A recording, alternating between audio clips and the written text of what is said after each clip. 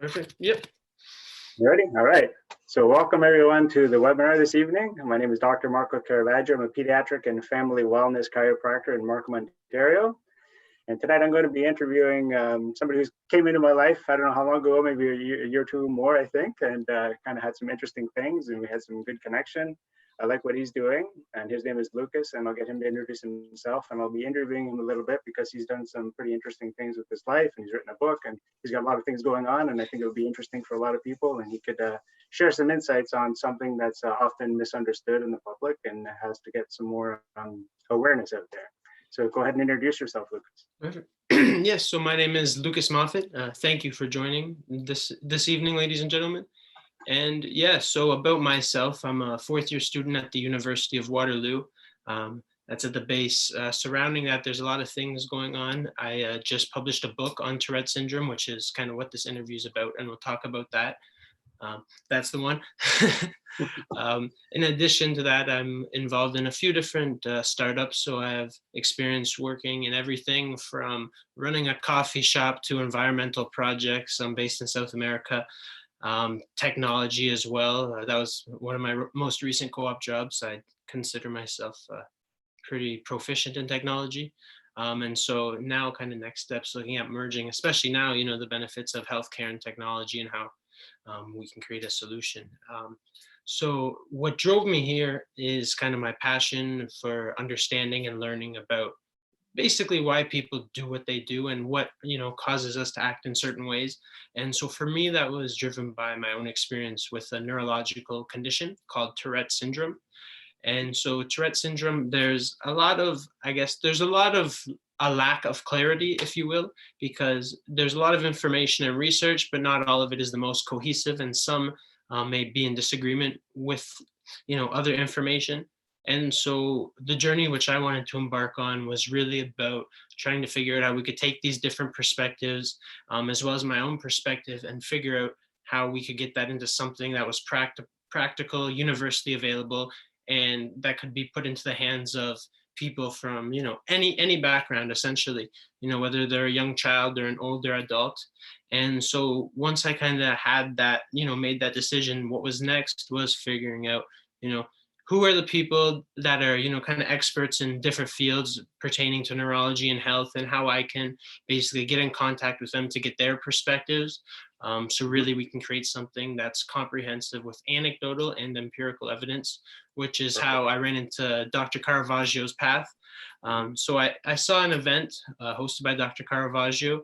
He's a chiropractor, and what I saw was that he was doing a lot of things which kind of went beyond the scope of just a traditional straightforward chiropractor, in the sense that his knowledge was far beyond that of a traditional chiropractor. And so I attended a session on neurological disorders and learned from his insight treating patients and what that looked like. And it was a very positive experience. So fast forward, a year and a half later, and here we are. The book has been published, and so far so good.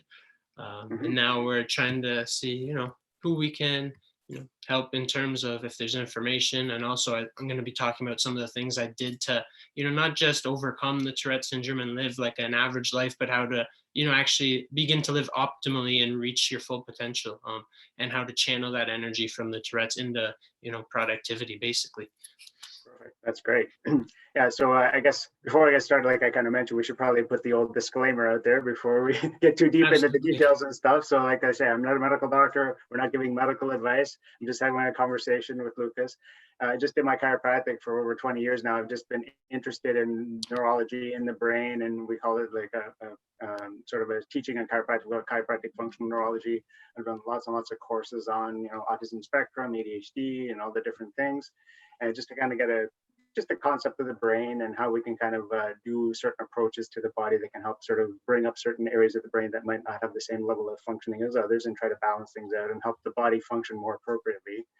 And when Lucas came to my the seminar at my office, one of the things we always try to get people to understand is that, when I'm doing my work, I'm not trying to treat anything. So people can have 100,000 different conditions and symptoms and stuff, and we're just trying to make the body work the way it's supposed to and improve health. So even in Lucas's book, he's got a lot of sections on just, talking about what can you do just to be like a healthier person. And, even if you have the condition, you want to be as healthy as you can with the condition sort of thing, right?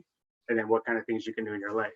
And so I just want to put that disclaimer out there. I might be giving some theories and hypotheses that I might have that don't have any scientific backing, but there's just things I've been reading and stuff, and some things that make sense to me as far as the neurology and things like that. I might throw some of those things in there along the way as well. Sound good? Absolutely. So I think one of the things, just maybe just give it, because a lot of people, I can guarantee 95% of the public be asking what Tourette is, they're probably thinking of the corporalia thing where somebody's going to be yelling and swearing and obscenity and moving around and flicking and stuff. But we know that that's probably maybe about 10% of the people that actually have that, correct? So can you just give just an idea of, people who don't know what it is, how would you define it and what is the definition if you want to get into that?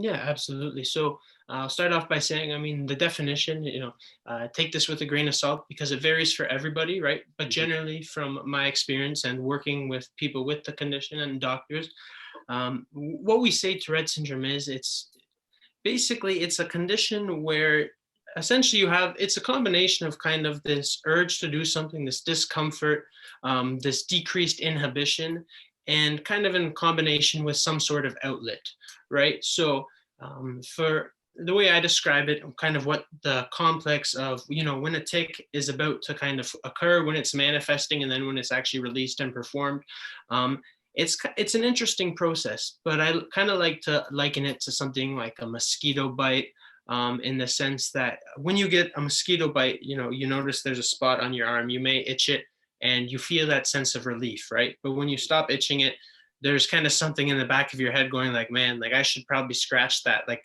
because, it's going to relieve this discomfort. Unfortunately, with the ticks, they never stop. So with the mosquito bite, there's this kind of forced stop on how long you can scratch it. You scratch it long enough and it'll start to bleed. And that's, kind of a very, physical sign that, hey, I've probably, maxed out on scratching this area. But with the ticks, after you, actually, perform that tick or scratch that bite, if you will, generally the relief isn't there. And it's kind of an inverse relation in some sense where, when you begin to tick, it will almost trigger more ticks. And so it can get in this like cycle. And sometimes it can be difficult to get out of that when you're in the middle of one, but learning to step away from kind of that cycle and understanding why you perform certain behaviors is really important. So Tourette syndrome isn't just, tics. The statistics vary depending on what scholarly sources you look at, right? Generally, they say upwards of 60%, 60 to 80% of people with Tourette syndrome will have a comorbid or like another additional disorder. Yeah. So for many people, common ones like for myself include ADHD, OCD. You'll also find varied perspectives on what they classify Tourette syndrome as. Some people list it as part of the spectrum disorder. So it's on the spectrum with autism and ADHD and OCD. And some scientists will say that they kind of liken it to the manifestation of that performance, right? So there's different neurological kind of, essentially it's a malfunctioning or it appears to be. And, the combination of our environment, our diet, our behaviors, our habits all influence what that looks like over a long period of time. Right. So yeah, I also have a diagnosis of ADHD and OCD, which helps kind of bring perspective to the Tourette syndrome information I try to provide. Yes. And yeah, so I think. And so with Tourette's, basically, but they kind of have to say you should have a motor and a vocal tic. Correct. Much, right? Yeah. So I should mention that's a great point. Yeah. So to kind of move from what they call it just a tic disorder to actual Tourette syndrome, the presence of both the motor and the vocal tic are required for at least a year. And generally, they say it starts before the age of 12 years old ish. The age when I was diagnosed was around 10. Now kids are getting diagnosed at an earlier age because, from the experience physicians have, they're able to identify earlier and more efficiently. Right. And a couple of things I want to point out to some people, a lot, because I deal a lot with spectrum kids and things like that. And, unfortunately, a lot of times it always gets misinterpreted as the kid acting out or misbehaving on purpose. And I always kind of get people to understand that it's an automatic thing, and you have to work on it. If somebody's looking at you right now, people wouldn't even know you have it, right? Exactly. maybe somebody might pick up like an extra blink or something like that, but that's about it, right? So you've done a pretty good job. But like if people didn't know you had it, they wouldn't even go, just by watching this, most people wouldn't even be aware, right? So like just it's an important thing to understand that sometimes when neurons are firing, if the pathways aren't worked the way they properly, and there's a lot of this thing called inhibition, like most of your brain is just trying to stop stuff from happening. There's like a general thing, but there's a lot of pathways in your brain that are just inhibiting. Okay, we'll let that go now, sort of thing. But when the inhibitory pathways don't work or they're not wired properly, then all of a sudden things are going that shouldn't be going, and then you have this kind of stuff. But there's a lot of automaticness to it. Like it's not like the kid is doing it to misbehave, and all these kids that are misbehaving or whatever, they really, they want their love of their parents and they want to be accepted and all that stuff. And so just go back, because I know I read your story, and when you first, I can't remember how old you were, but I think you're 5 or 7 or something like that when you were in the pool. So just give me that sort of, the pool story, and tell the people about when it first happened to you and what it felt like. Yeah, absolutely. So yeah, the famous pool. So when so from a young age, I kind of realized there was something, different and maybe unique about me. I never, I don't even think I had the ability to understand whether it was good or bad or what it was. But around the age of 7 years old, that began to change. So I was at a pool, like one of those like local family pool kind of things, and we're swimming. It was a normal day. And I don't know what happened that day that caused this to all of a sudden be like, the process of my, thoughts or patterns. But I was swimming, and when I was swimming, it was in the shallow end. So my top half of the body was above water and my bottom half, was below the water. And basically I was just swimming, and I went to put my foot down. And in the pool, there's these, square tiles, and between the tiles, there's this grout, and the tiles are very smooth. But the grout, if you don't know, is kind of rough, and it's a different texture. And so the way my foot hit the ground, it like hit both at the same time. It hit the tile, and then it hit the grout. And as soon as it hit the grout, it was almost like I just like stepped on a nail or something. The way like uh, my body, and not really my body per se, but I guess my mind reacted.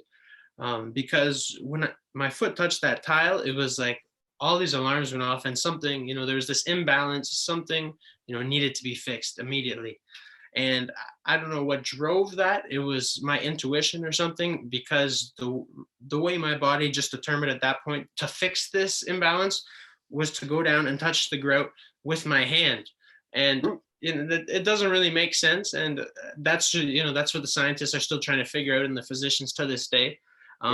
But I realized at that point, something was kind of different. And my dad noticed right away, and said, what was that about? Why did you kind of just dive into the pool like that? Yeah. And at the time, I didn't really have an explanation that I thought would be valid. So I just said, like, I needed a boost, kind of get myself out of the water. And he said, okay. And it kind of went on. And from there, that's when the tics really began to kind of manifest themselves in more visible ways. And I'd like to even mention, like right now, for example, you can only see my face, which is good, because some of the tics, for example, like I might tap my finger, I might kind of, play with my hands, things like that, where there's the energy being released and the central nervous system is being stimulated in the correct way. But as the audience, you can't see it because I chose to direct that kind of energy in that regard as the outlet. And so from there in class, I began this squeaking sound. It was like, and a lot of clearing of the throat. So they thought I had asthma, maybe allergies. I was tested for allergies. They took all those needles and stuck them in my back, and determined which spots were having allergic reactions. I then had an asthma inhaler, so the puffers, as they called them. And it helped a little bit, the puffer, because, I think my airways were clearer. But overall, there was no real change. And in fact, it started to get worse. And it got to a point where I was getting kicked out of class quite frequently, not just for the tics. The behavior itself, but it was largely the tics, because I'd be making noises. I started doing a tic where I would laugh instead of make the squeak, because it was kind of more casual. And from there, that's really when it started, because pretty much every time I'd laugh, they'd think I was fooling around and I'd get kicked out of class. And it was like, now what? What do I do from here? So I think that kind of explains like part of, my story as the that's good. misperceptions of it. that thing sometimes, like we call it like a sensory trick. So the contact on your foot, you had to go put your hand on it, right? So we often we notice sometimes like people might put their hand in front of their face or do something like that, like touch something just to send a different input into the nerve system that maybe might help an inhibitory pathway prevent the thing from happening, right? So like you touching your hand, that kind of thing. And so over your kind of life, going to the different Dr. Doran and McKinley and all that kind of stuff, you kind of learn some strategies to kind of, like you say, you're still kind of happening, but you're sort of redirecting it so it's not really so obvious to the public, sort of thing, right? Yeah. So what kind of steps did you sort of take, or what kind of things do you do right now actually to kind of make it look less obvious, I guess? Yeah, absolutely. So I think in terms of like the largest differences, for me, my preference really comes out of a preference for functionality and results, right? So I say to people all the time, like my Tourette's aren't the problem, it's the environment which the Tourette's occur in. So if I'm in a classroom and I'm ticking, then obviously that's going to be noticeable. So the biggest part really is the lifestyle. I'd say it's not a quick fix. There's a few key solution and kind of aspects. So start off with, for me, what I noticed, if I am not like doing anything in the day, like if I'm kind of bored, or even just like, not using all of my energy in the day, that's kind of when the tics start to, occur. So just even as a whole, keeping myself busy, having a healthy diet, and constantly learning, I think is the biggest thing I've learned. I had some different strategies which were like included physical activity. I've always been a big fan and advocate for physical activity and the benefits it can make physically and cognitively, as well as the diet. One of the things that Dr. Caravaggio talked to me about, which actually I, used myself and found it effective, was this type of fish oil, which has unique properties, which has been helpful for myself. But right now, the day-to-day, I'd say, in terms of what helps me most, it's a combination of learning and physical activity. And really, if I don't learn enough or I don't do enough physical activity, at the end of the day, I notice like there's something not right here. Right. And this is the case in many disorders. They notice in people who have dyslexia that there's a region in their brain, I believe it's the left planum temporal. And they actually, when they do the fMRI scans, it's actually smaller than a person without dyslexia. But what they saw is over time, when you give that person like, lots of readings and different ways to stimulate the mind, that region in the brain actually increases in size, corresponding to an increase in function and strength. Yeah. So the other thing is, I'd say, your habits and your actions, right? So what you believe, coming to a sense of self-acceptance and trying to figure out, what are the positive ways to channel your energy kind of in all circumstances, right? Yeah. It's easy to get caught up in, the whole thing and, just focus on the negative. Right. That's definitely, and I felt that for a long time. But what I realized, and I wish I knew it sooner, was just as simple of a change as having a positive attitude, being optimistic all the time. And even if you're gonna do one like all in or all out, I'd say be optimistic and be positive, because it will get you in better, situations and better outcomes than the contrary of, being negative all the time. Yes, for sure. So just a couple of things. So it's not a fish oil. It's a seal oil, right? Mammalian, if you remember that, the oil. Just with that one correction, it's called Ohm. My apologies. Yeah, mammalian seal oil. That's the one, right? Yeah, bit of a difference in that one. And so a couple of things with just kind of maintaining two ideas. So number one, physical activity. So I think you like basketball. That's one of your big things, right? You do stuff like that, and it's a really good important outlet. Like let's say there's a parent that just newly discovers their kid has Tourette's. A couple of things to think in mind. Like during the day, they might be trying to suppress it at school if they can think about suppressing it. But then if they do that, then it'll come back really, really heavy when they get home, or it'll be even worse when they finally can let go. That happens often, correct?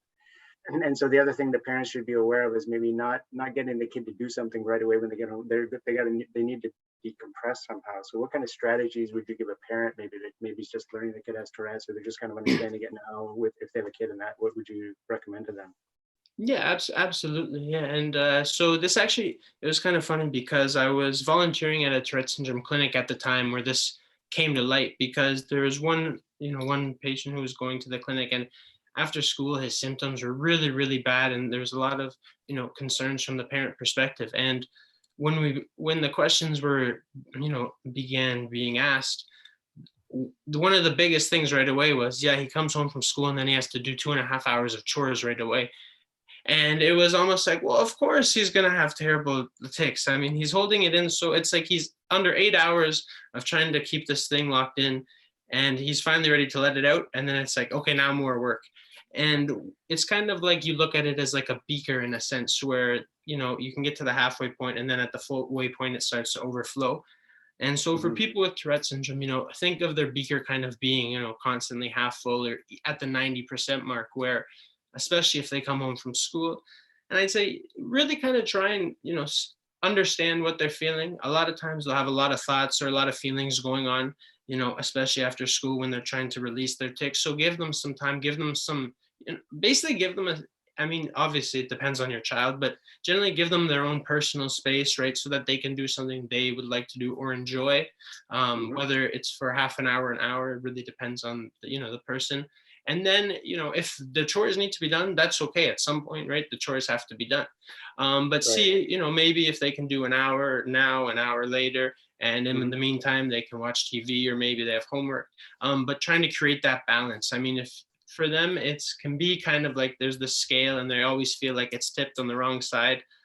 So you have to kind of approach that situation thinking like, this person is going to be not in the best mood.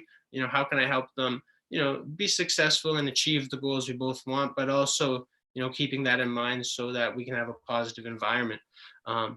That's really it. I mean, yeah, I think trying to foster a sense of positivity and kind of, giving them that ability to make the decision. And from there, positive things generally happen. That's right. Excellent. Cool.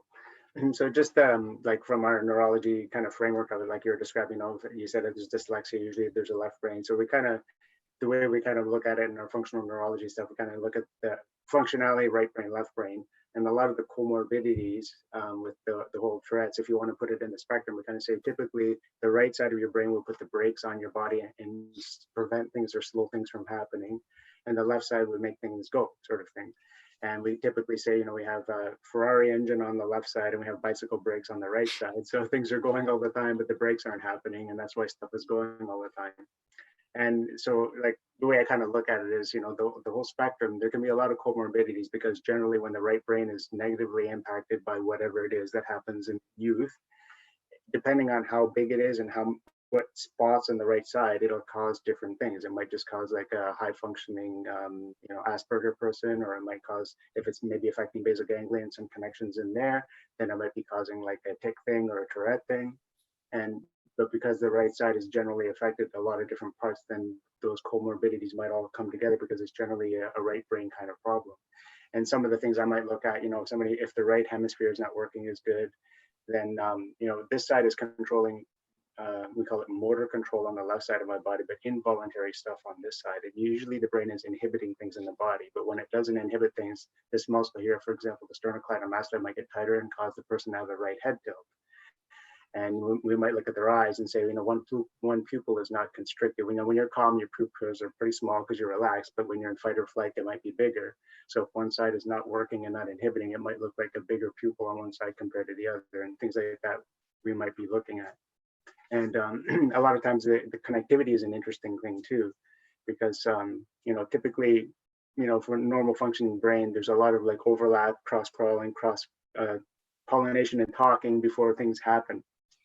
But with the autism spectrum, we kind of say some parts are like underconnected and other parts are overconnected. So I always say they're almost always like a genius activity. Like they might be super awesome at doing something, might be a left brain activity, like putting things in order, sizing things up, and some sort of thing on the left brain. But then the right brain would be more emotional stuff. So we kind of say emotional quotient is on the right brain, intelligence quotient is on the left brain. So the right brain would be setting up a lot of things like, how to behave in public, how to act, how to interact with people, understanding body language. And the left side is where you get your intellectual intelligence, learning how to do math and reading and talking and that kind of thing. And so when the right side gets compromised, then those kind of things might show up as, challenges with socialization and that kind of stuff. And that can always be a big thing too.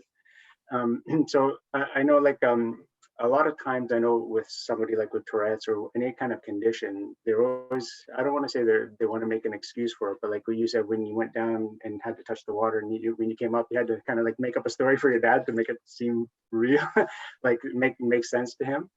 So just can you give any sort of like there's an important thing of being able to accept yourself and understanding that it's okay. Like you talked about it in the book, that there was a certain point where you said, well, it's not really like a bad thing that I have this now. How did you kind of come to that sort of change in your thought process on it? Like, it's not such a bad thing for me, it's actually kind of like a gift in a certain way. Yeah, absolutely. I mean, there was two key developments really that kind of began catalyzing that change in perspective.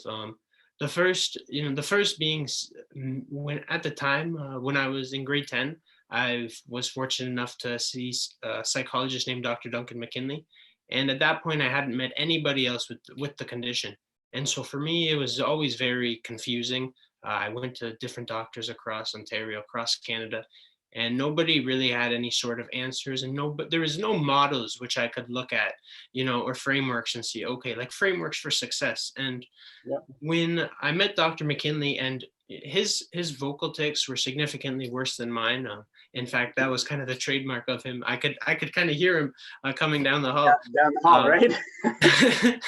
And it was kind of at that point where I saw him, like, the Dr. McKinley, with Tourette syndrome, and it was like, huh.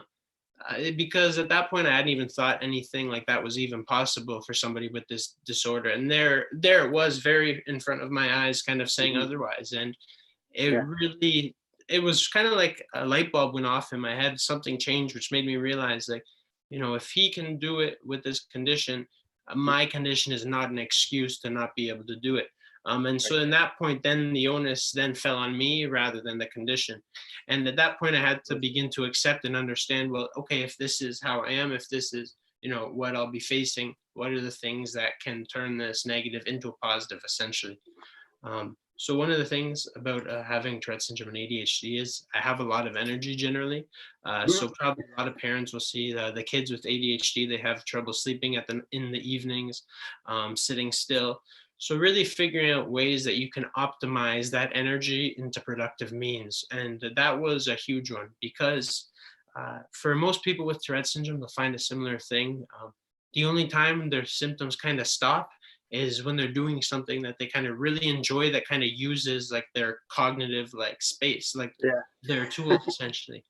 So for me, when I played basketball, it was like everything stopped. I was in this zone of flow. Like my Tourette syndrome wasn't even in the equation. It was just basketball, what was the next play? And so from there, even beyond just, trying to get better, basketball became kind of like a sanctuary and an outlet where, I knew this was going to help. So I did it. And then I was playing competitive basketball at the time. I was playing AAU, so we played actually internationally as well in tournaments in like Pennsylvania at the time. And that's when I realized, like, hey, this energy thing isn't too bad if I can use it at the right, in the right means. So I began practicing basketball for 3-4 hours a day. My skills increased drastically. And then when I was facing the competition, I realized, like, hey, over this 1 year, I made this improvement. And after getting into university, and I'd like to preface this too, because, although now I'm an honors Dean's List student, pre-med student, I was never like an academic guy growing up. So I'd also like to say that's a good thing, because, if you don't think your kids are, taking a keen interest in books or school, I never read as a kid, and I just wrote a book, so don't worry about that. But yeah, basically the physical activity and the discipline I learned from that physical activity was definitely like one of the most important kind of skills, and transferable skills, because then when I got into university and I didn't have all the time to play basketball, I still had that discipline and that mindset where I was able to, apply that discipline to studying for 3-4 hours at a time, rather than, playing basketball. But the outcome was the same. When I was learning interesting facts, everything kind of stopped for a minute. It was just the information in front of me. And that kind of fostered that, passion and really drive to learn as much as I could, because it's always good to learn. But when it's like the only time this thing that's bothering you 24/7 stops is when you're learning, it's like, well, I'm going to do that as much as I can. Um, so I'd say that's great. another thing. And it's not like, you can just all of a sudden, I'm going to read 20 books a day, but, you kind of get introduced, the concept, get familiar, and with the right support mechanisms and environment, things I'd say organically will flourish. Yeah, yeah, Yeah. that's great. So just one concept just to kind of help people, like if somebody has Tourette's and they're thinking, well, how can I kind of I don't want to say manage it better, but just you talk about doing substitutions, right? Can you just talk about that briefly? Like, because a lot of people they might not know this is something they could possibly do to make it kind of, quote unquote, look better to the general public, sort of thing, right? Yeah, absolutely. Yeah. So substitutions is a big one. I mean, um, generally the substitutions, they can be done for your own sake or for the sake of, and which is why I did them, for basically not causing disruption and kind of blending in with the rest of the class. So for me, I quickly learned that there was other ways which I could kind of release that discomfort or scratch that itch in a sense where it wasn't going to be so obvious.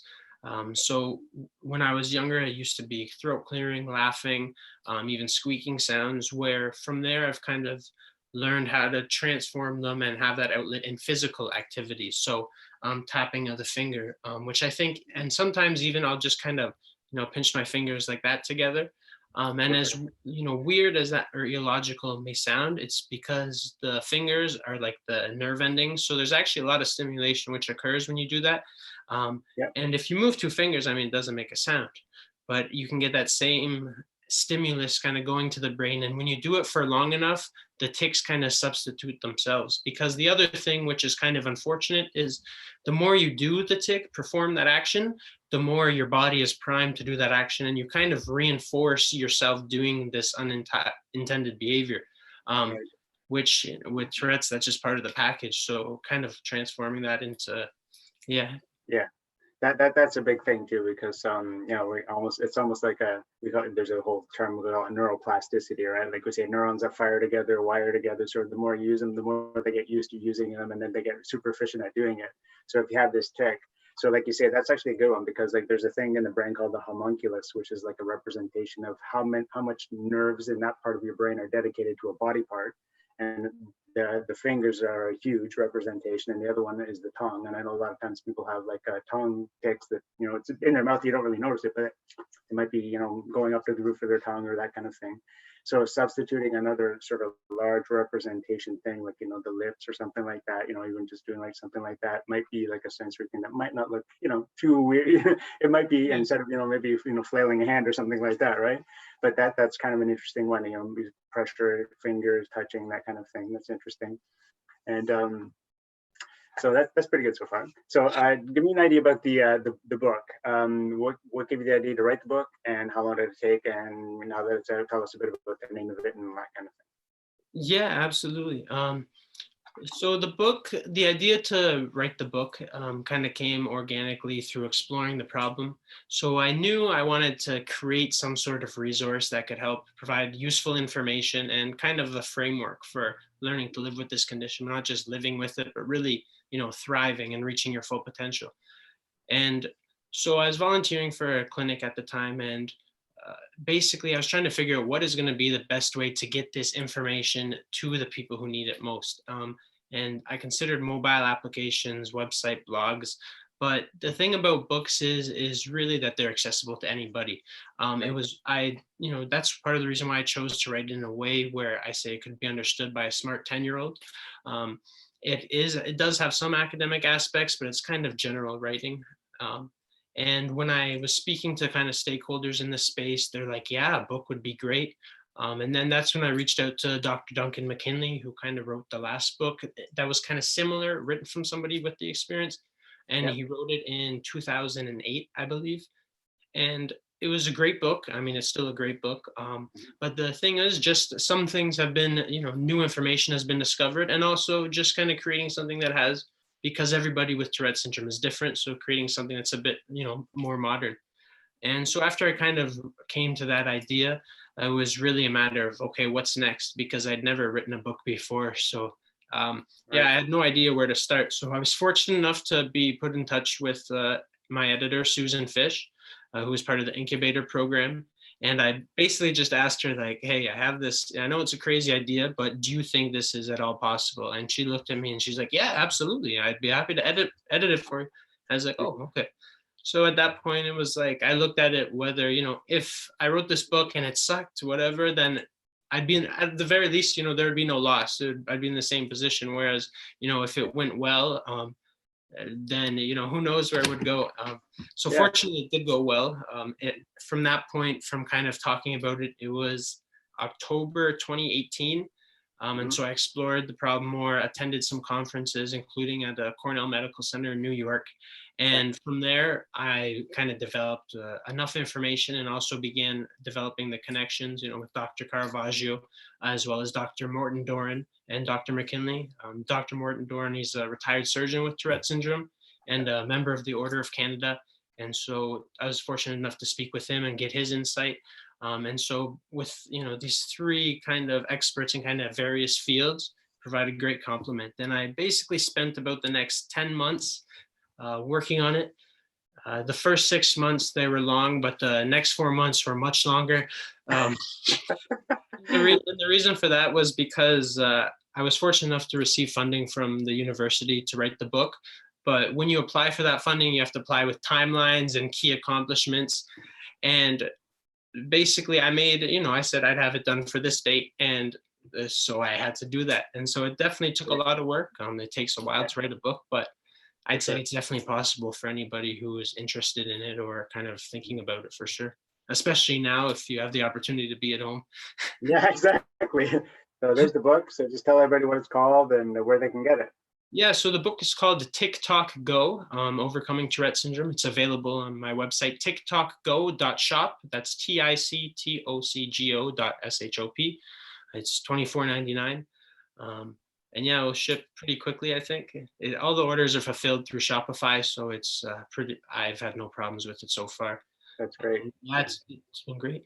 And it was, I read it. Like I read Dr. McKinley's book, and I read yours too. And I mean, reading yours is it's pretty easy read, and it's we went through pretty quickly, and it was a good read, and it was interesting as I was going along. I was thinking the whole time, if somebody who wasn't interested in it like I am, but just like the average person, they would still get a lot of insight from it for sure.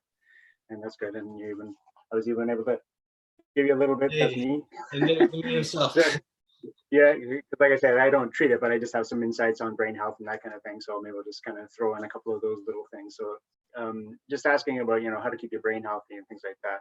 Yeah, Doctor, I was going to say to add in there, yeah, like Dr. Caravaggio's, what he really added was the ability to add information about returning your body to its, optimal state, where that's going to put you in a better position no matter where you are. So it was it was very helpful. Yeah, there's a word we use, like salutogenesis. Salute means health and genesis means the creation of. So I always say, how can we create healthier people? And so especially with the brain, there's a lot of research on this going all the time, and it's always changing and stuff. But just some of the concepts I like people to get, like electrolytes are really important. Just think of your brain like an electrical thing, and currents and have to flow all properly. So important electrolytes. I see people coming from like lemon water, lemon juices, celery juices. The big craze right now. It's helping a lot of people, but there's a lot of good minerals in that, and it can be very cleansing and that kind of thing. And so there's a big sort of trend right now. Everyone thinks that the whole brain is all made out of fat. A lot of the membrane is all fatty, but like inside there's a lot of glycogen and glucose. Like the brain really has to use a lot of glucose to work. So it's really important that you're supplying with good, healthy source of glucose, which should be coming mainly from fruits, and we call them clean carbohydrates, like sweet potatoes and those kind of things. And I know a lot of that stuff is kind of vilified right now, and carbs are not good for you, but for your brain, good carbs are good, right? There's a difference between like a processed, chocolate bar and Mother Nature's banana or something that's got electrolytes and it's got amino acids and it's got all that kind of stuff that would be good, and it gets slowly into your system. We're not worried about spiking insulin and stuff because it's real food. Real food, when it's eaten properly, can be beneficial for the brain. And a lot of things trying to avoid a lot of the toxins for your brain too. So unfortunately, some of the worst stuff would be like artificial air fresheners and things like that, plastics and those kind of things. Like I don't know, I can't remember the latest stats. I think we have like a credit card worth of plastic that gets into our body every, I can't remember what it is, every day, every week, every month, something like that, but it's a lot. So over the course of a year, 52 credit cards is not a good thing to have plastics and things in your brain. And then metals and things like that that might be in the environment, and pollutants and things like that can be kind of, because if you get like metals into your brain that aren't supposed to be there, some researchers, like there's a guy named Christopher actually looking at Alzheimer's and brain function, and he says he's looking at autistic brains and Alzheimer's brains, and there's a lot of aluminum in there and things like that. So just trying to avoid that sort of being, if you're close to like an industrial thing, try to get your air cleaned in your house and that kind of stuff, just and the other thing would be like unproductive fats. So good healthy fats that you might find in like an avocado, that's great, that's fine, everything else. But like trans fats and other kind of like, especially like industrial seed oils, very inflammatory, and like that would be like coconut seed, or sorry, cotton seed oil, sunflower seed oil, canola oil, some of the worst ones. Just a lot of, they're kind of inflammatory. I always say the oils are great when they're inside the vegetable because they're being protected by a lot of stuff, but as soon as you take it out there, it becomes volatile and it changes its shape, and usually have to deodorize it and clean it and do all this industrial stuff that really makes it not so good for your brain, right? So just try to avoid those, because like we do talk about the membrane of the cells, and the membrane has like that fatty layer around it and stuff. So you want the best fats in there for good conductivity of impulses and signals and those kind of things. So putting like a bad trans fat in your cell membrane is not very good, because it doesn't become very fluid like it's supposed to, and it can change conductivity and cause firings and things like that that aren't very good. So just trying to really stick to like, just pretend like you don't have any technology and you're out in the wilderness. What would you eat? What would you grab? What would you find? Try to make your diet more of that if you can. That's kind of some of my hints on it. And then I guess just as far as my approach, like if somebody like with you came in, you did the functional neurology exam that I do on, touch your nose with your eyes closed and marching and all those funny tests that we do and those kind of things. And some of the approaches, especially with the brain health, like if the right side of the brain has a weakness, the right side of the brain has a tendency to, we say, like cause your general global musculature, the tone of your body, it's kind of set up by the right side of your brain. So sometimes with people has a right brain weakness, they might be floppy babies. They might, you pull them up and their head doesn't, their neck muscles don't engage when you try to lift them up. There's a thing called like a head leg test or pull to sit test. So important little things that we want to check on babies as they're growing up to make sure. And if they're not there, there's little reflexes that we try to engage, to try to get the reflex system to try to engage, activate the muscles to get some tone, especially like losing the curve in your neck, people's heads going forward and that kind of thing. So there's a lot of stuff, maybe make sure people can, do movements, maybe, turn your head side to side to activate the vestibular system, which can help you integrate and cause the muscles in your neck to kind of activate, to maintain the curve in your neck. There's some important things there. And, when I see somebody on the spectrum, we're always making sure we're looking for something called retained primitive reflexes. There's these reflexes you have as a little baby that are supposed to, when your brain gets healthy, that reflex should go away. But if it's retained, it's usually hindering activity and brain development in certain areas. So it's always kind of hindering things. So if some of those reflexes are present, you might have difficulty focusing, you might have difficulty staying still, your posture, balance, and those kind of things might be off. So we would kind of assess which primitive reflexes might be lagging and try to, we call them, integrate them, so that your body can go switch from a primitive reflex to a postural reflex and have more stability in upright posture and work on balance and those kind of things. We might do stuff on one side of the body to stimulate the right side of the brain and things like that, if that's where we find it. Those are some of the approaches. And obviously we say like there's a thing in your brain called the thalamus, which you might have heard of. It's kind of like the relay center for your brain, and we kind of call it like the pacemaker for the brain. So the thalamus kind of has like a sort of like it's sort of setting the stage for activity, and a lot of that setting the stage is gravity is the only constant thing that's happening to our body. So compression and expansion in joints, and we call them mechanoreceptors in your spine, or muscle spindles in your muscles. They're sending constant signals to your brain to know where you are in space. And so that gravity is the one constant we have, because some people might not hear, they might not see, we can take out a sense, but gravity's kind of always there, basically. And that's kind of like setting the baseline activity of your brain. And the part of your brain in the back called the cerebellum, if that's getting stimulated properly, that feeds into the thalamus, which then feeds into the whole cortex. And that's where your brain health can come from. So it's important that the bones in your spine move properly to stimulate your cerebellum, to push activity to your thalamus and to your prefrontal cortex, which then can inhibit things properly into your body. So those are just kind of some of the global things that we look at when we're working. It might be a little complicated for some people, but that's kind of some of the stuff we look at when people are coming to see us. So any last comments there, Lucas?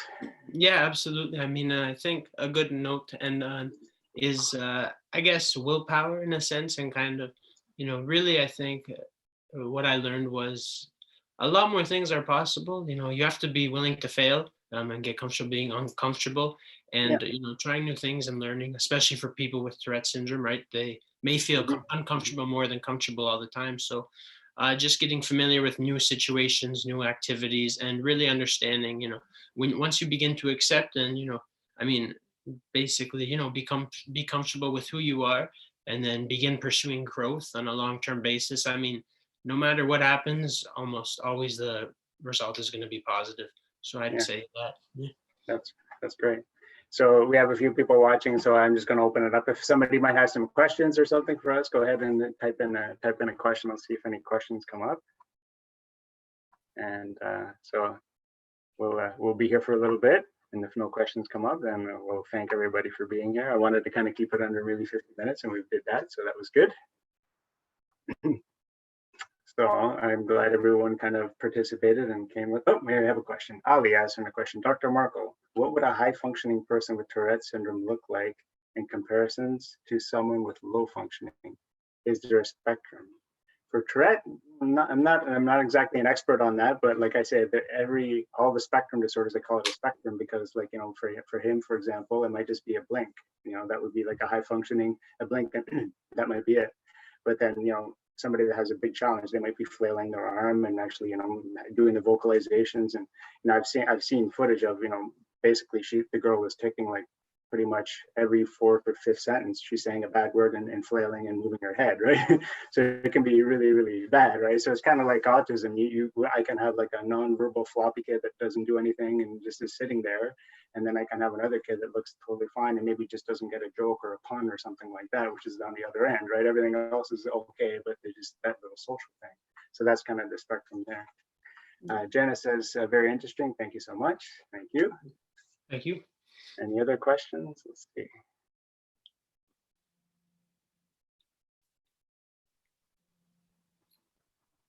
All right, we'll just wait one more minute. So once again, Lucas, I want to appreciate you, and I think you've given some great insight and some great information for people to learn. Let's see, I have another question from Richard now. Can you see the questions, Lucas? Yeah. So with the guest condition, what is a good one or so takeaway for those of us that don't have it? What can we learn from this? Yeah. Absolutely. I think what's universal, I mean, that makes us all human, at some point in life, we all experience a challenge or a pain point or, something that we'd like to improve upon. Whether, you sprain your ankle or you're going through tough times, even now, right?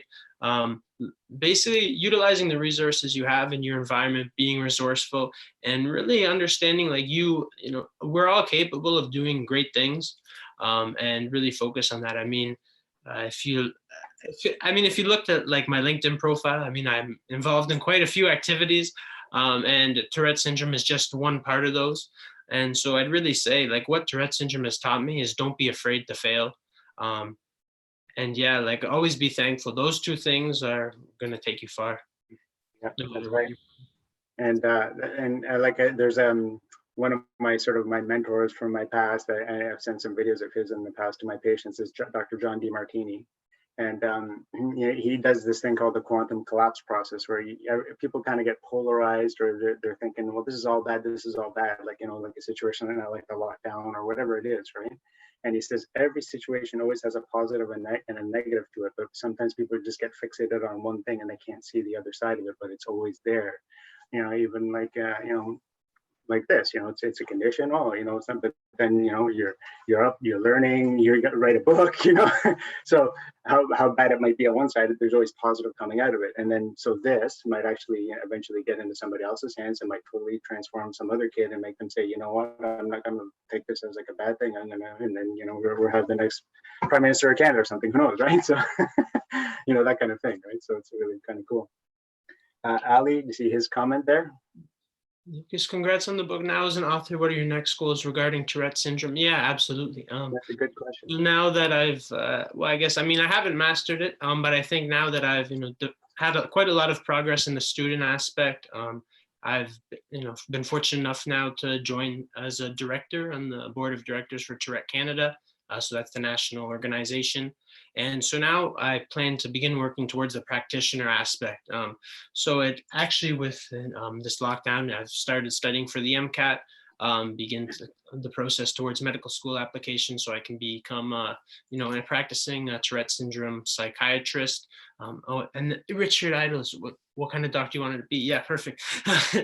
So yeah, basically a psychiatrist or neurologist. The reason for that being is because beyond just the medical degree, they also have 5 to 6 years of further specialization in basically the brain-body connection, the interaction with pharmaceuticals, and also just other things outside of the pharmaceuticals.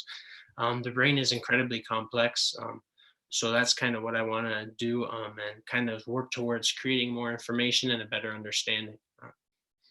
Awesome. Very cool. That's good. Richie probably wants you to be a chiropractor because I'm his chiropractor. But that's okay. Bad news. Well, maybe that's next, Richard.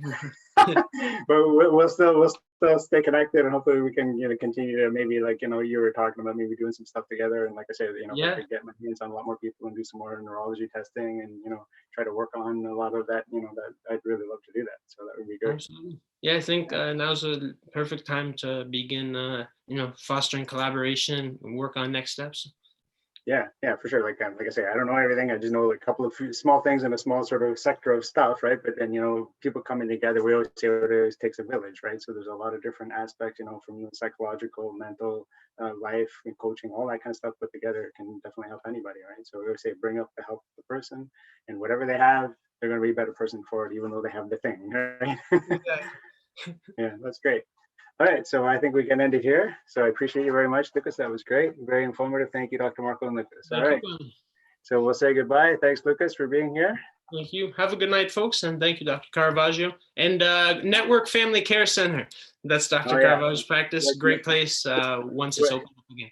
Right now we're in quarantine, whatever, but hopefully we'll get back to normal running in a little while. So the Network Family Care Center is my chiropractic office in Markham, Ontario. So you can look up Network Family Care Center, ER, spelled the American way.com, and that's where our website is.